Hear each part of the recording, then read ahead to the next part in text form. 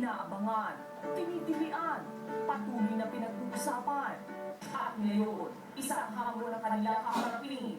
Catherine Bernardo at Daniel Padilla handa na sagutin ang mga explosive controversies sa kanilang samahan. Eksklusibong binisita ng The Buzz sina Catherine Bernardo at Daniel Padilla sa shooting ng kanilang kauna-unahang pagbibidahang pelikula, ang Must Be Love, na mapapanood na sa March 13. Dito, ibinahagi ng dalawa na mas matured na Catherine at Daniel ang dapat abangan ng kanilang mga fans.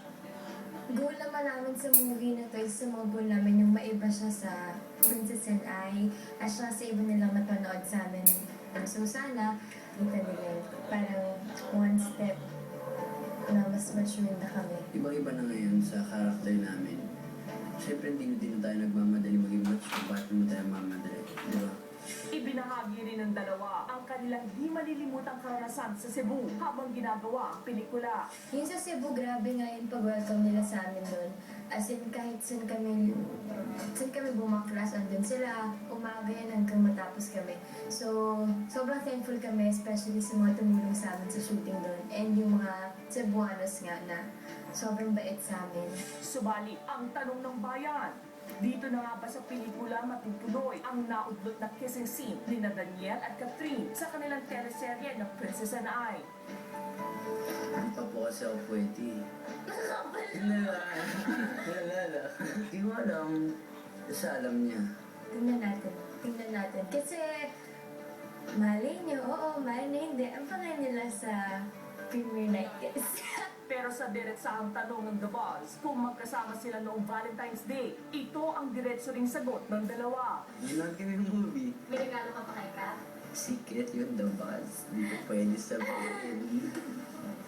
Dalawa lang. Wala akong dito. Wala nang time bumili kasi sa amin eh. Pero nakita sa'yo. Oo naman, napasaya naman kita, di ba? Sabihin mo yun. Di ba? Kita-kita mo naman yung sa'yo.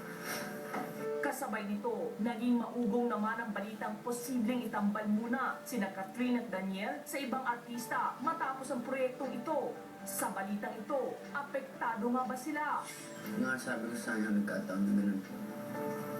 Parang supportado pa rin. Kumbaga, siyempre di na naman ako last na makakatambal ni Catherine. May dadating pamalin yun na mas maging grabe pa sa akin.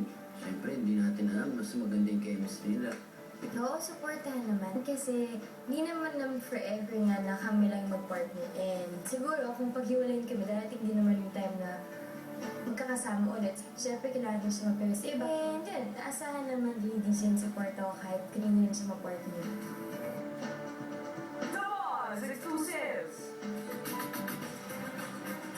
We're looking forward to your movie, Catherine and Danielle. Samantala mga